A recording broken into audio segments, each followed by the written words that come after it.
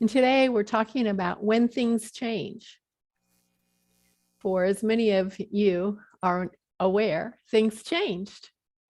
Our beloved, talented, generous, loving, gifted musician friend, Nemo, had a health challenge this past week. And he's doing fine now. He's been to the doctor. He's on medication, dealing with his sore throat and cough and those things. But he let me know that he wasn't sure that he could be with us today in the fullness of spirit that he would like to be with us. And so I discussed with him options. The first one was for us to switch Sundays, that I would speak today and that he would speak next Sunday on the 28th.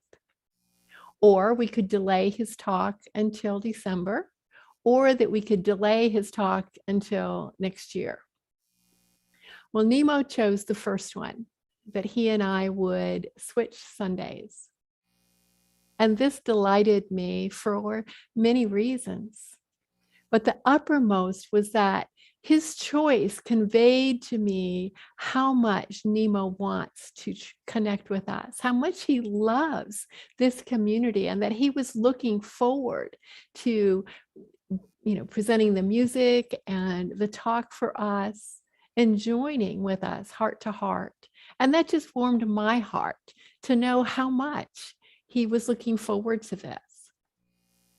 Now, the potential change had given me a pause for a few reasons.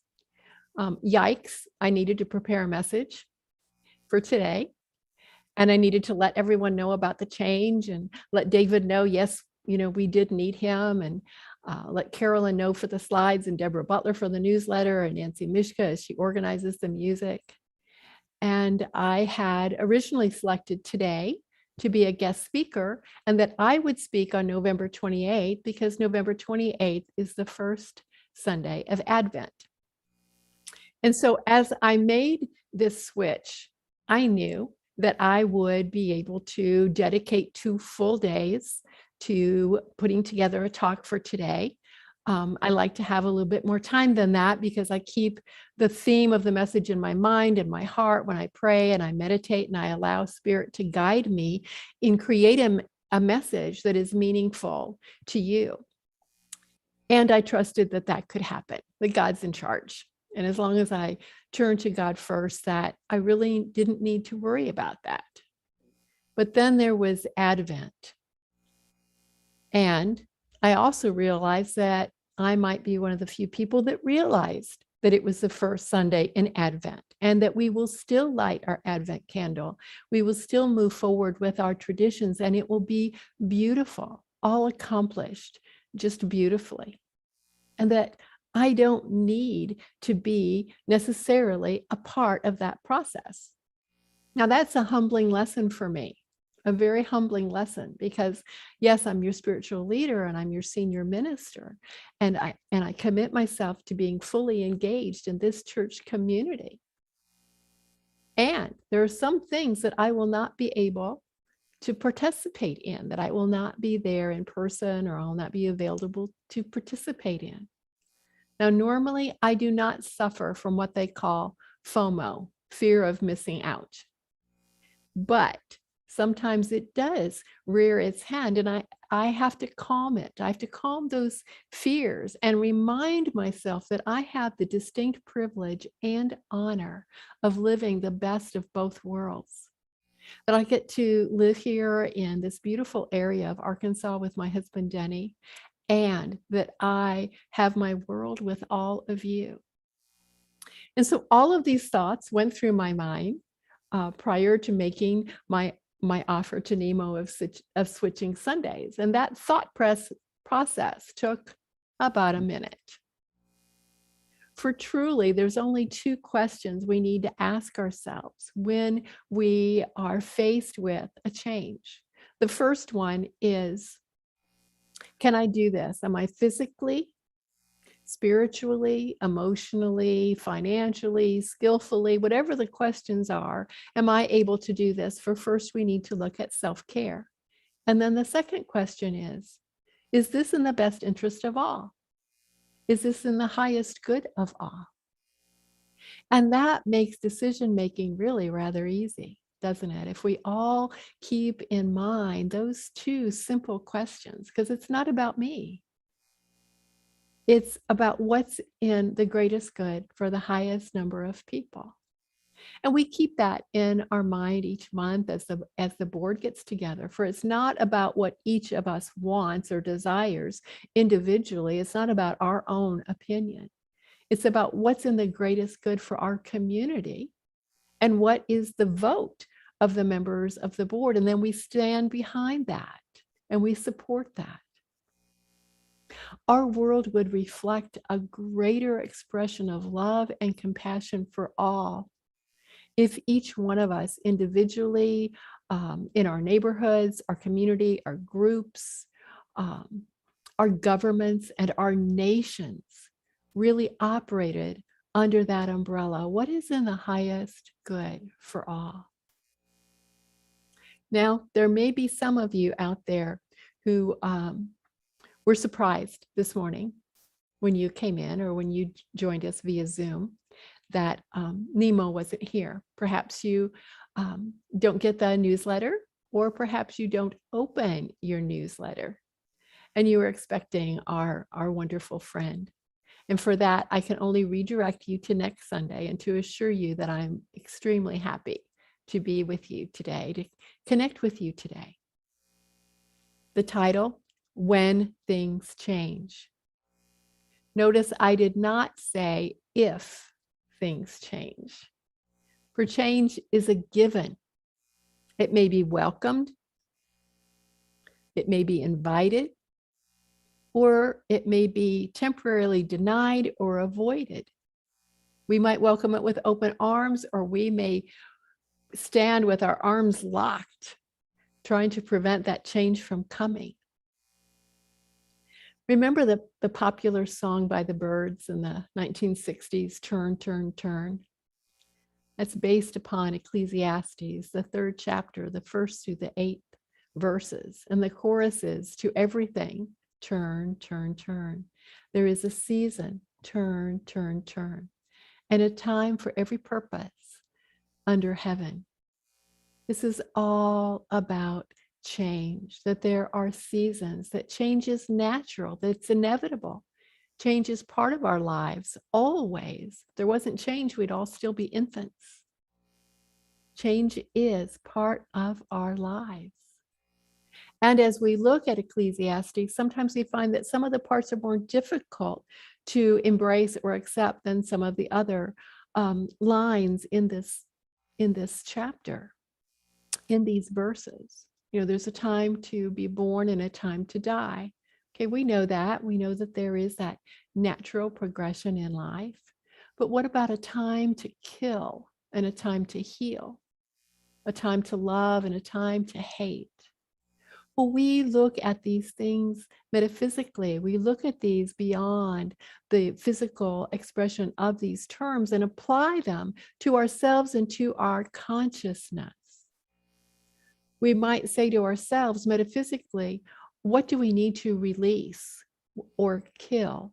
What do we need to let go of in our consciousness? And what do we have strong feelings about within ourselves, perhaps even hate? Those things that need to be healed and loved. Those seasons where we grow, where we mature, where we change, and we change our consciousness. We grow in consciousness. And we all have a gauge.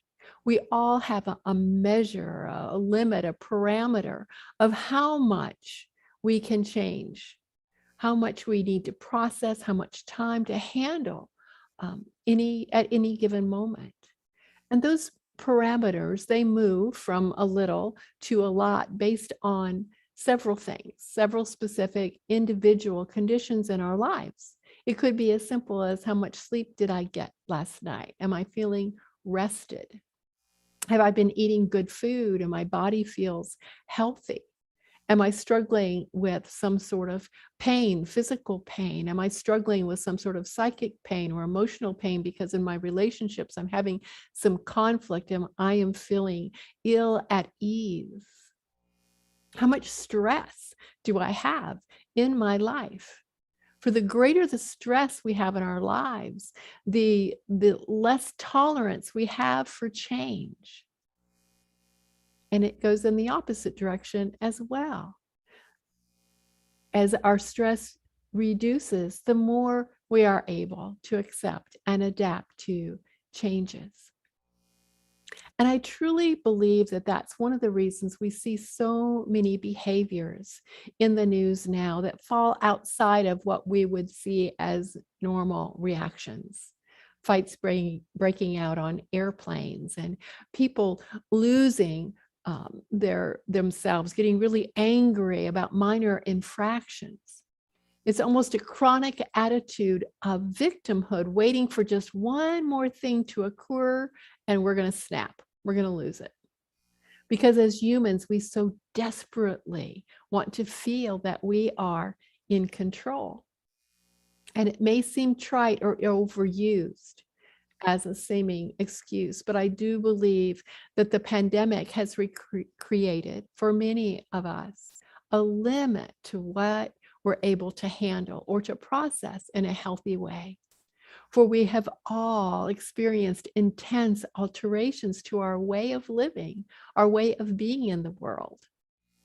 And we have been denied and restricted from the one thing that we crave, that we need so very much.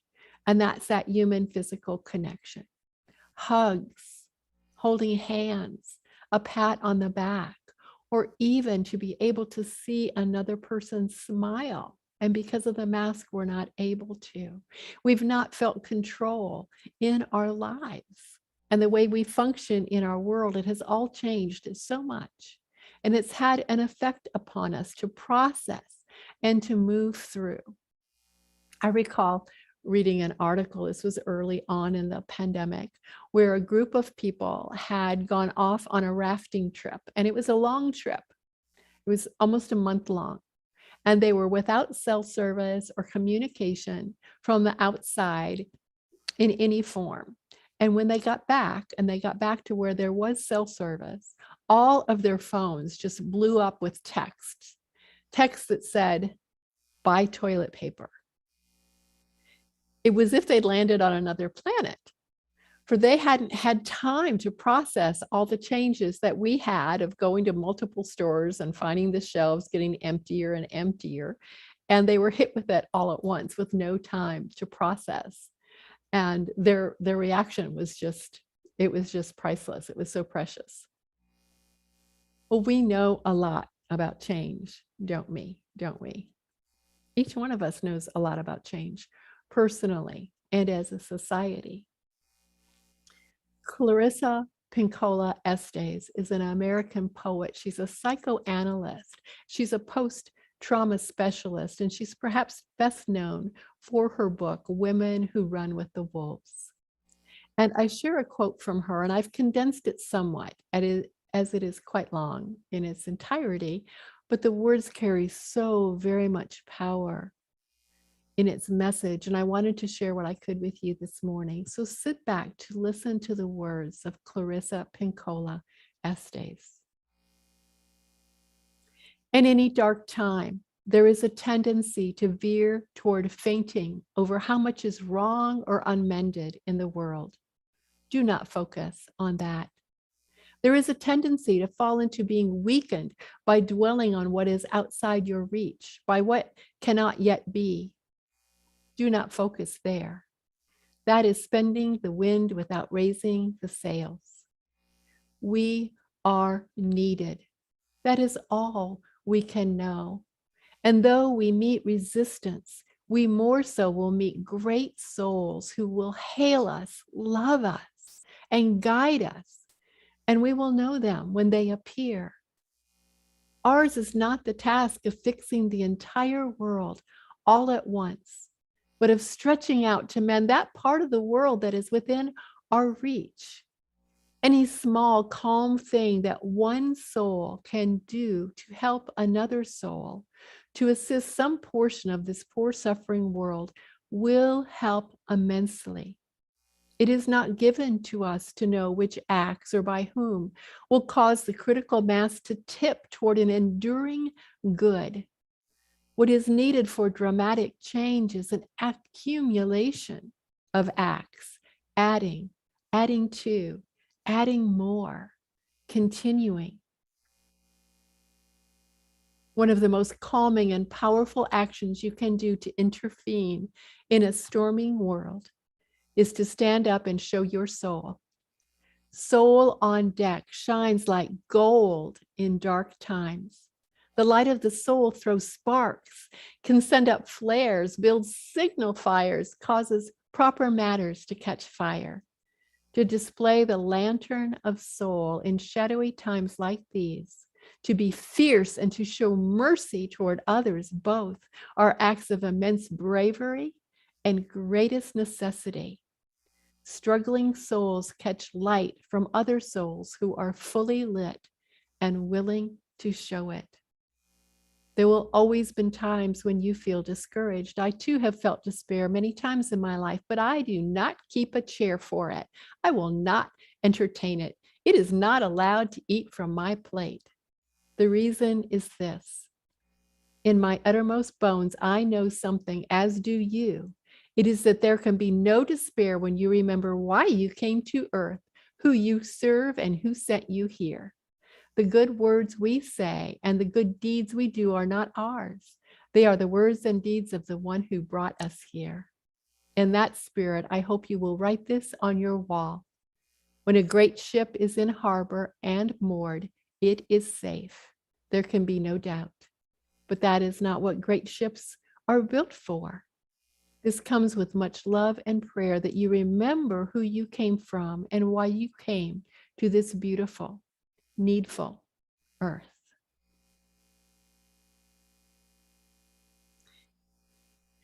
And so I ask you to consider for a moment the changes in your life. You have gracefully accepted so many changes over your lifetime. And now consider for a moment the changes you have not yet accepted. Not fully, not really. You're still resisting, clinging to what was, not fully on board with them. And we all have those, all of us. They may be minor. They, whoever they are, changed aisles in our favorite store and things aren't where they used to be. Our usual route to or from home has been disrupted due to road work and detours. You may go to replenish something that you buy not very frequently, maybe makeup, lipstick, your favorite pens, and they don't have them anymore. You can't get them. Minor changes, but definite disruptions to our lives. Just this week, my husband Denny had his usual long list of to-do items, and he inadvertently, of course, smashed his finger in the door. And it took him a few minutes and then accepted that his list was now on hold and that he definitely could not operate the router with one hand. But it's a process. Or the changes that occur when we have not accepted may have a greater impact on our lives. We all have those too. They're hard to accept. It takes time to process and to readjust. We each have our own pace, our own timing. It cannot be rushed or forced into someone else's timing. And things change, always. Things change. Alan Watts is an English writer, a theologian, a speaker known for interpreting and popularizing Buddhism, Taoism, and Hinduism for the Western audience, said, "The only way to make sense out of change is to plunge into it, move with it, and join the dance." Charles Darwin said, "It is not the strongest of the species that survive, nor the most intelligent, but the one most responsive to change." George Bernard Shaw, "Progress is impossible without change, and those who cannot change their minds cannot change anything." Helen Keller said, life is either a daring adventure or nothing. To keep our faces toward change and behave like free spirits in the presence of fate is strength, undefeatable. Now in Unity, we have our own concept of fate. It's more of divine order than a supernatural predetermination, but the quote fits our definition as well. And lastly, there's Henry Bergson, one of the most famous and influential French philosophers of the late 19th and early 20th centuries, who said, to exist is to change is to mature. To mature is to go on creating oneself endlessly. As we find ourselves adapting and able to handle shifting situations in our lives and in our society, we can and we need to ask ourselves, how can I best help someone else struggling with this? If we are all here to serve, and we are all here to love and to help one another, we ask ourselves this question, how can I best help someone else who is struggling with this? For it's easy, once we master a change, to become impatient with those who are taking longer to move beyond it. Rather, once we find ourselves on the other side, able to adapt, we are to turn around, reach out our hands to help others get there also. Not pull them, for each of us have our own timetable. Not rush them, but welcome them, invite them, and create a safe space in our heart. Hold their hand while they make their own difficult journey through whatever that change is, wherever it might be. We have seen plenty of changes right here in our own home church, as other churches have over the past 2 years. We've adapted to a hybrid form of meetings and holding Sunday services, integrating in person and online, both with our speakers, with myself as your minister, with daily word readers, with musicians, blending online and in person. And we've placed an incredible stress on our technical team to figure out how to do all of that and still maintain great quality of sound and visuals for all of us. And who would have thought? No one could have anticipated these changes that we have adapted to, that we have accepted as normal, almost. We're still adapting to the never-ending changes. We think about restarting something, a project, coffee after church, a class, and then we have to think about how to keep everyone as safe as possible. And this is not an unbreachable wall. It's not a barrier. It's simply something to consider and adapt and adjust to.